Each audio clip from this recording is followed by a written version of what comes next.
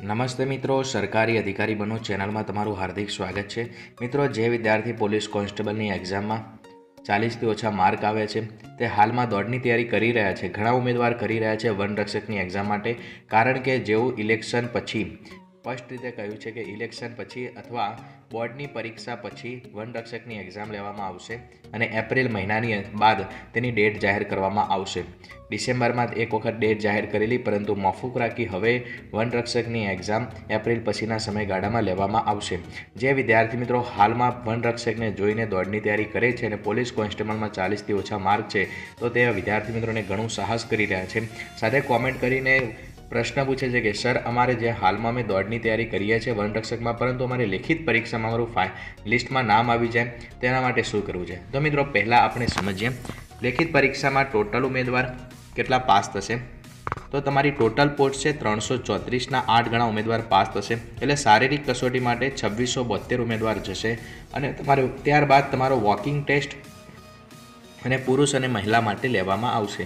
હવે મિત્રો, વાત કરીએ કે જે તમે કોમેન્ટ કરી હતી હાલમાં તમે કયા સબ્જેક્ટ ઉપર ફોકસ આપો, તો મિત્રો વનરક્ષકની એક્ઝામમાં લેખિત પરીક્ષામાં 50% મુખ્ય આધાર તેના વનરક્ષકના, જેમ કે કુદરતી પરિબળો, પર્યાવરણ, વનસ્પતિ વિધેય, જ્ઞાન, વન્યજીવ સૃષ્ટિ, જળ જમીન, ઔષધિ, વનસ્પતિ, કાસ્ટ આધારિત ઉદ્યોગ, ભૂ ભૌગોલિક પરિબળો। મિત્રો 50% આટલામાંથી જ ક્વેશ્ચન આવશે, એટલે 100 ક્વેશ્ચન આ સબ્જેક્ટમાંથી આવશે। એટલે મિત્રો, આ સબ્જેક્ટ ઉપર પૂરેપૂરું ફોકસ કરો અને સાથે તમારું સામાન્ય જ્ઞાન તમે હાલમાં જે કરી રહ્યા છો, ગણિતની તૈયારી તમે નોર્મલ બહુ ઇઝી ગણિત હશે વનરક્ષકમાં, અને ગુજરાતીમાં પણ બહુ ઇઝી ગુજરાતી હશે। જો તમે ક્લાસ 3 એક્ઝામની તૈયારી કરી રહ્યા હોય તો મિત્રો સાથે તમે આનું વાંચન કરો, પરંતુ દિવસમાં 2 કલાક સુધી આ જરૂર 100 માર્કના પ્રશ્નોમાંથી તમે એવો ટાર્ગેટ રાખો કે 80થી વધુ માર્ક આવે।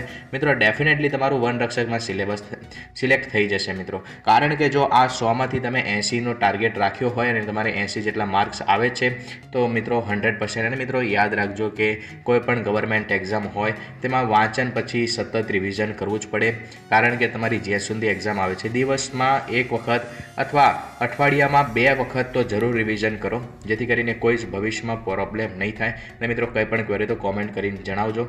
અને મિત્રો એક ખાસ વાત છે કે જે વિદ્યાર્થી મિત્રો હાલમાં દોડની તૈયારી કરી રહ્યા છે, જે વિદ્યાર્થી પોલીસ કોન્સ્ટેબલની પરીક્ષામાં 40થી વધુ માર્ક છે, ખાસ કરીને મહિલા ઉમેદવારોને 40થી વધુ માર્ક છે અને દોડની તૈયારી કરી રહ્યા છે, તેમને પગ ઘણા દુખાય છે, તો તેમનો એક જ ઉપાય છે કે જો તમને પગમાં હાડકામાં દુખાતું હોય તો ડૉક્ટર પાસે જાઓ, અને તમને મસલ્સમાં દુખાતું હોય તો તમે બરફ ઘસીને તમે તેની માલિશ કરો, અથવા વોલેની અથવા આઈડેક્સ હોય તો તમારી પાસે તે લગાવો, જે ભાગમાં તમને થોડા સમય માટે હિલિંગ મળી રહેશે। મિત્રો વધુ તમને દુખાતું હોય તો ડૉક્ટર પાસે જરૂર જજો, પરંતુ સામાન્ય દુખાવો હોય અને તમને જણાવ્યું છે કે હાડકામાં દુખાવતું ન હોય તો તમે 1 દિવસનું વેઇટ કરજો, બીજા દિવસે એની જાતે દુખાવો ઉતરી જશે, કારણ કે આપણું શરીર પોતાની જાતે જ દુખાવો મટાડવાની ક્ષમતા ધરાવે છે। એ મિત્રો આગળ એની વિશે વાત કરીશું। હાલમાં તમે દોડ ઉપર ધ્યાન આપો અને સૌથી સખત મહેનત કરજો, અને જે વિદ્યાર્થી મિત્રોને 50ની આસપાસ માર્ક છે તે જરૂર 15થી 20ની આસપાસ માર્ક લાવે, જરૂર તમારું સિલેક્શન થઈ જશે। કોઈ જ એવા વ્યક્તિઓની વાત પર વિશ્વાસ ના કરશો કે જે તમને એવું કહે છે કે ભાઈ તારું સિલેક્શન ન થાય, તારે તો 75 માર્ક જોઈએ, તારે 80 માર્ક્સ હોય તો તું 10 માર્ક્સ લાવીને। મિત્રો તેવા વ્યક્તિને હાલમાં વાત પર વિશ્વાસ ન કરશો, કારણ કે ઘણા બધા વિદ્યાર્થી મિત્રોને પણ ડિમોટિવેશન કરવાનું કામ કરે છે। મિત્રો તમારે જો 55થી વધુ માર્ક છે તો તમે 15થી વધુ માર્ક લાવો, તમારું જરૂર સિલેક્શન થશે। અને મિત્રો જે વિદ્યાર્થી મિત્રોને 55ની આસપાસ માર્ક છે અને તેઓ 25માંથી 25 લાવશે તો તેનું ફાઇનલી સિલેક્શન થઈ જ જશે, કોઈ જ ક્વેરી નહીં રહે। મિત્રો માટે દરેક વિદ્યાર્થી સખત મહેનત કરજો, તેના કારણ તમને આગળ જણાવ્યા હતા। આ વખતે પોલીસ કોન્સ્ટેબલની એક્ઝામમાં 2 લાખ ઉમેદવાર એક્ઝામ આપવા ન ગયા, અને મિત્રો તમને બધાને જ ખબર છે કે ગણિત અને રિઝનિંગ ખૂબ જ પ્રમાણમાં પૂછવાના કારણે પેપર ઘણું ઇઝી હોવા છતાં પણ પેપર પૂરું ન થઈ શક્યું। અને મિત્રો એક બીજું કારણ છે કે યુપીએસસી, જીપીએસસી જેવી ઘણી એક્ઝામો આપનારા વિદ્યાર્થી મિત્રો આ પરીક્ષામાં બેસ્યા હતા, અને મિત્રો લેખિત પરીક્ષામાં તેમનો સ્કોર સારો જ હોય છે, કારણ કે યુપીએસસી અને જીપીએસસી આપતા હોય એટલે કોન્સ્ટેબલની એક્ઝામમાં તેમનો સ્કોર સારો હોય, પરંતુ તેમને 75-85 માર્ક્સ હોય, ઘણા વિદ્યાર્થી મિત્રોને 95 પણ છે, પરંતુ તેવા વિદ્યાર્થી મિત્રો હાલમાં દોડની તૈયારી નથી કરતા, અને માટે મિત્રો તેવા વિદ્યાર્થી મિત્રોને 10થી ઓછા માર્ક આવવાની સંભાવના બની રહે છે, એટલે કે નપાસ થવાની સંભાવના બની રહે છે.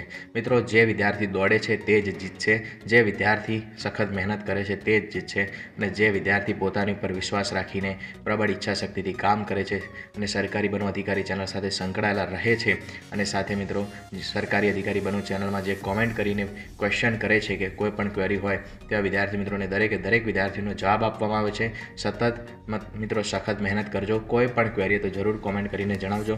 મિત્રો વિડીયો પસંદ આવ્યો તો લાઇક કરજો, બીજાની મદદ માટે જરૂર શેર કરજો.